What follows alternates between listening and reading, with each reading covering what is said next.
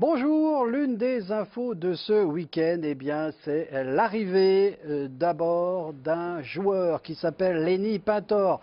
Lenny Pintor est un jeune attaquant prometteur en provenance de Brest. Il est âgé de 18 ans.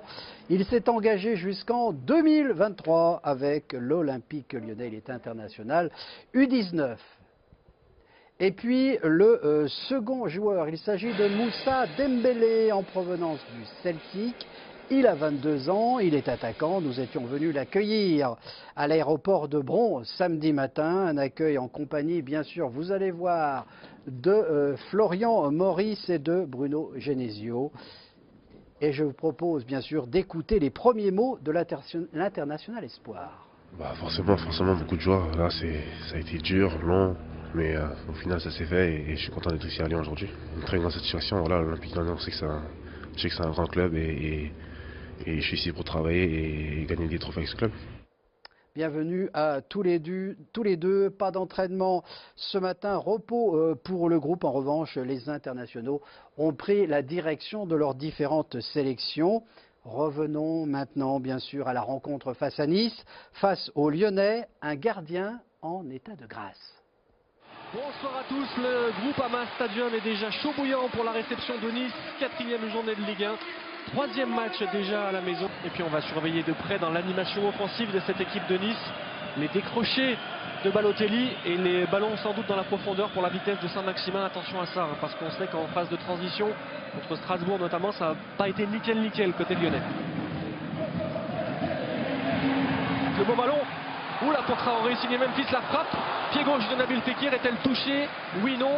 Ce sera un 6 mètres. Première situation chaude après 3 minutes. Prise de balle de Memphis qui rentre dans la surface, qui va essayer de trouver une fenêtre de tir. C'est pas fini. Ballon récupéré par Terrier. Il y a main peut-être de Jaja sur ce centre en première intention. Récupération encore de l'ancien Strasbourgeois. La frappe de Lucas Touzard à l'entrée de la surface.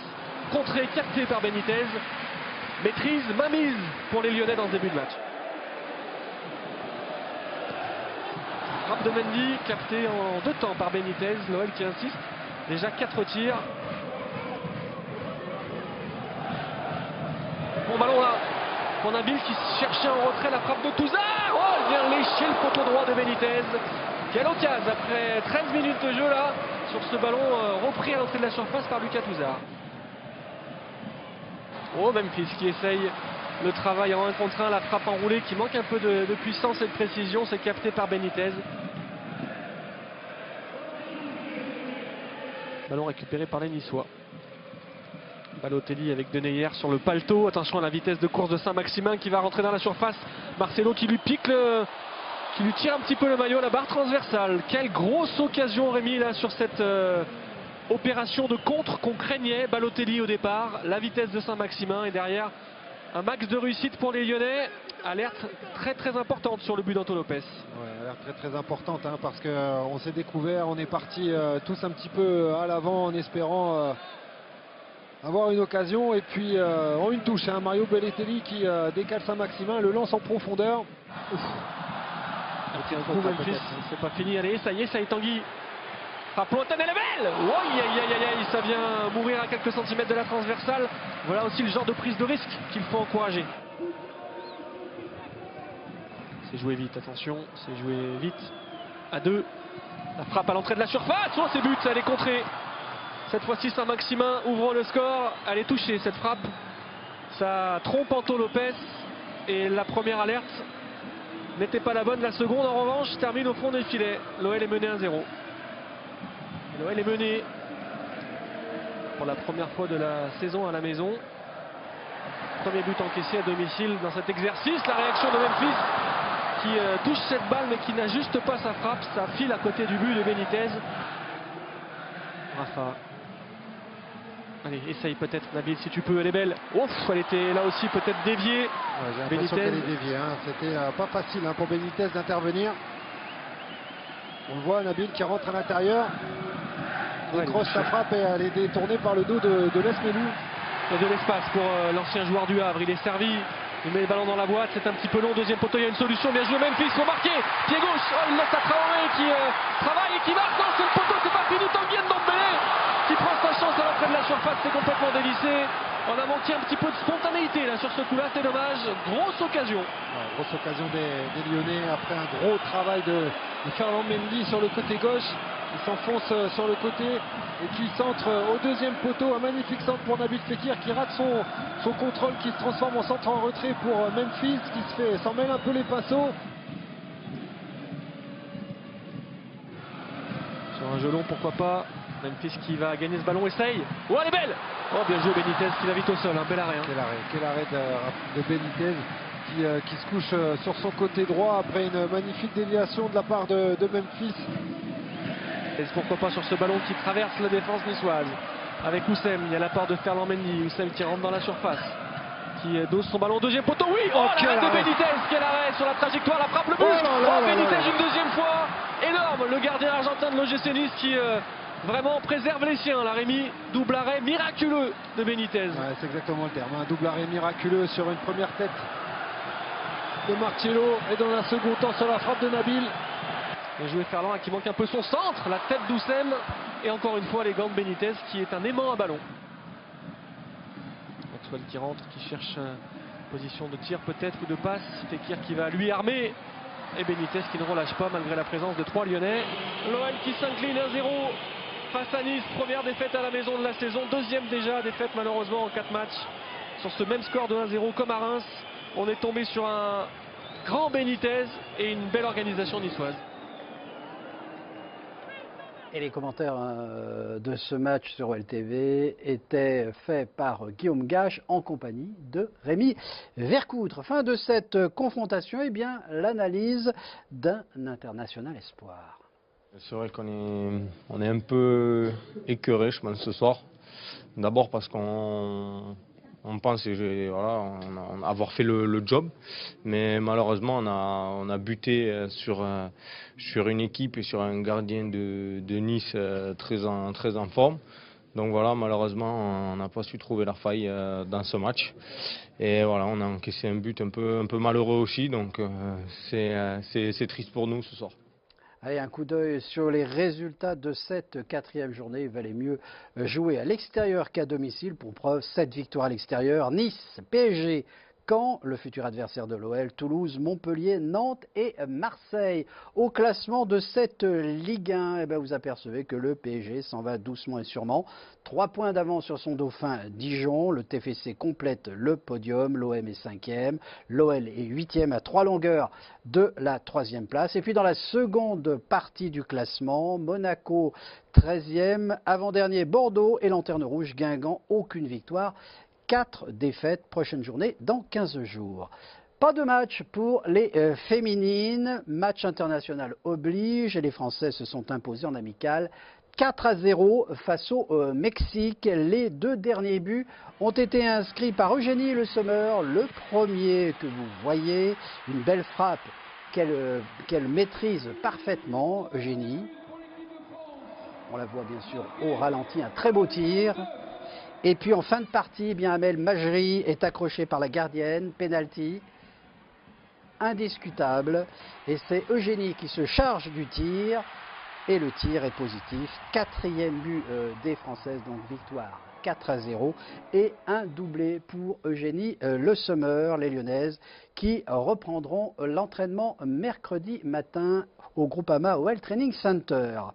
La Nationale 2 de l'OL disputait son 4e match et recevait Pontarlier, l'occasion de confirmer la victoire acquise à Chasselet. Résumé, Kevin Chifflet. L'Olympique lyonnais affronte Pontarlier sur le terrain au nord du Groupama OL Training Center. Après les victoires contre l'AS Monaco et MDA Chasselet, les Gones ont pour objectif de poursuivre leur lancée. 36e minute de jeu, Hamza Rafia se charge du coup franc, 1-0 pour l'OL.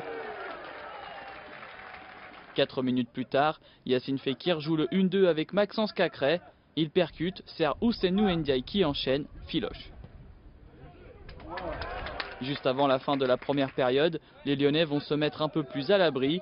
Yacine Fekir trouve Maxence Cacré, sa feinte de corps lui permet d'éliminer ses adversaires et de se retrouver face au jeu.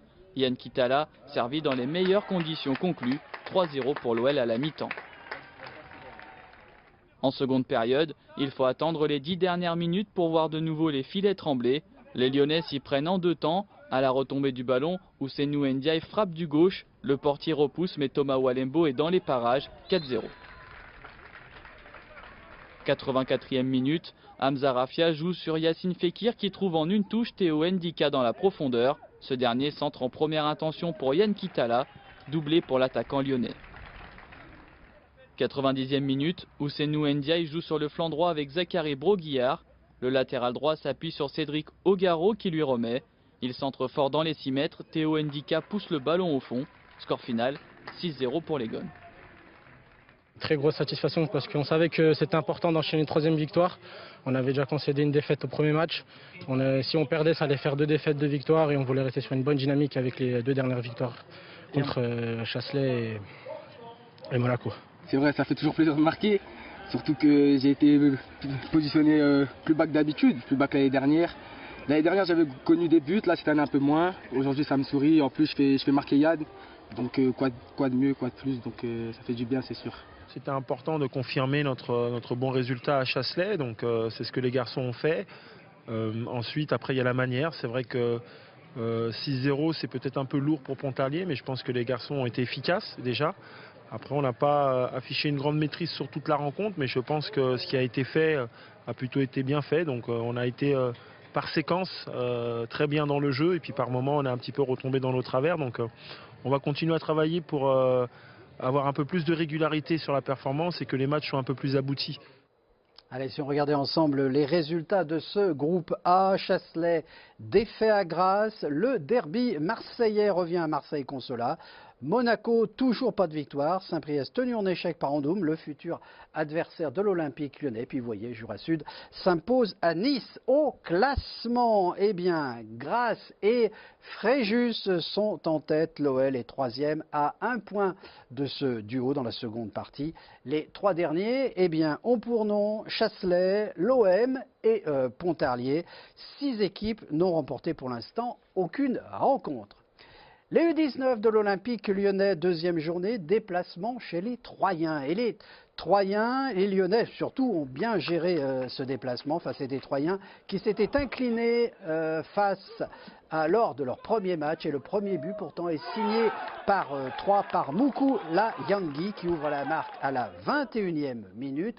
L'OL réagit, Minolien est accroché dans la surface, penalty. Colli est au tir. Mais son tir est hélas bloqué par Liger, le gardien au bois. L'OL poursuit son ascendant, est à 2 doigts d'égaliser sur cette action, mais Colli rate le cadre. Score 1-0 à la mi-temps pour 3. En seconde mi-temps, l'OL pousse. Melvin Barr sur cette attaque reprend 2 volets et égalise pour l'Olympique lyonnais à la 69e minute. L'OL poursuit son ascendant, tente le but de la victoire, mais 3 résistent. Et en fin de rencontre sur ce corner, eh bien l'OL inscrit le but de la victoire, 92e minute. Touati s'envole et marque le but de la victoire, un but in extremis. 2e but de Touati en 2 matchs. C'est une victoire de la part des joueurs puisqu'ils sont allés la chercher dans les dernières minutes. Après un match où ils ont eu une possession beaucoup plus importante que l'adversaire. Mais cet adversaire qui recherchait le contre en permanence, donc il fallait aussi garder un équilibre. Donc la persévérance, la cohésion aussi des joueurs qui sont rentrés, qui ont été décisifs. Donc c'est une belle victoire sur l'effort, sur l'état d'esprit et aussi sur le jeu.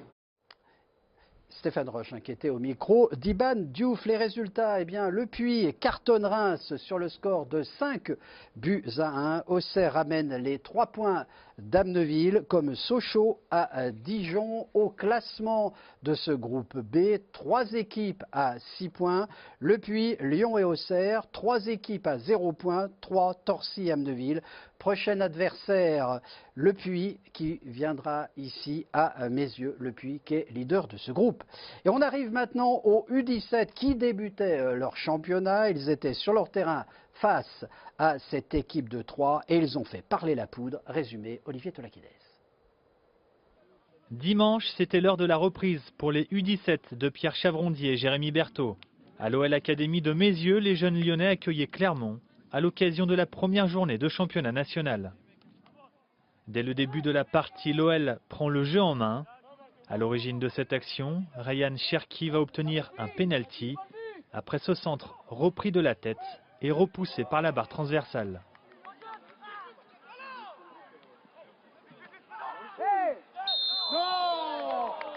Penalty frappé et transformé par Djibraïdib. Les Lyonnais mènent logiquement 1-0 à la pause. Au retour des vestiaires, le match s'emballe. Dès la 48e minute de jeu, Ryan Cherki double la mise d'un bel intérieur du pied gauche. 2-0, le plus dur semble fait. Oui, je suis content de mon match. Après, il y a beaucoup de fatigues qui se sont accumulées avec la préparation avec la N2.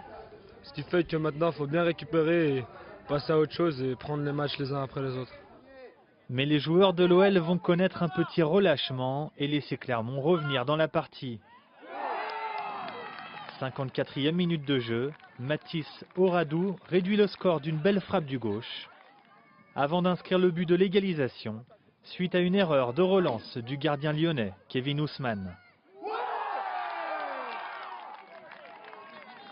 Quand on mène 2-0, on doit être capable de garder le résultat et d'être un peu plus humble dans ce qu'on fait. Et on a manqué un peu d'humilité aujourd'hui et on l'a payé cash. Donc j'espère que ça va nous servir de leçon pour les matchs futurs.